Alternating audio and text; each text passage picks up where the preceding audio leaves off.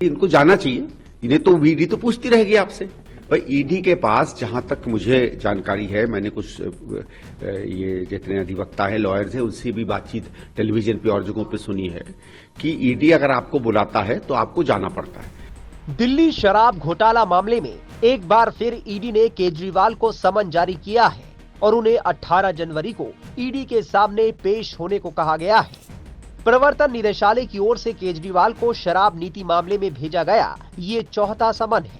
इससे पहले 2 नवंबर, 21 दिसंबर और 3 जनवरी को 3 समन जारी किए गए थे, लेकिन वो पूछताछ में शामिल नहीं हुए।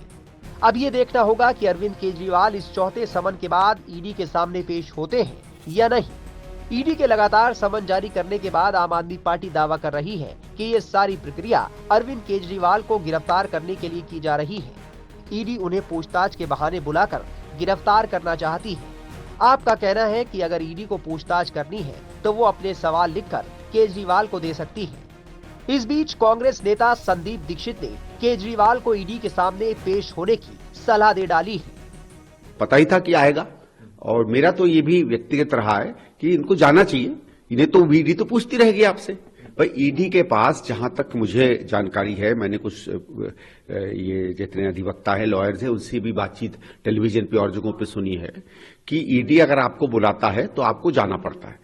तो मेरा ये है कि चले जाइए, इसको सब खत्म करिए। 1-2 दिन लगेगा ज्यादा से ज्यादा। भाई आपको याद है खड़गे जी भी गए थे, ईडी में बुलाया गया था, सोनिया जी भी गई थी, राहुल जी भी गए थे, तो आपको जाना चाहिए। और अगर इनको कोई संदेह है और चीजों का तो समय देखेंगे। देखिए, मेरी जहां तक सोच है वहां तक यह है कि आप तहकीकात करें, आप बातचीत करें, वो ठीक है, लेकिन जो इन लोगों का भय है कि हमको अरेस्ट कर लेंगे, मुझे लगता है वो नहीं करना चाहिए सरकार को।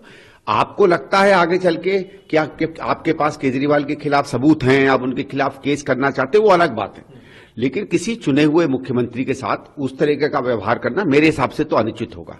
लेकिन आपको कम से कम जाना तो चाहिए, अपनी बात कहिए और उसके बाद देखते हैं ईडी क्या करेगा।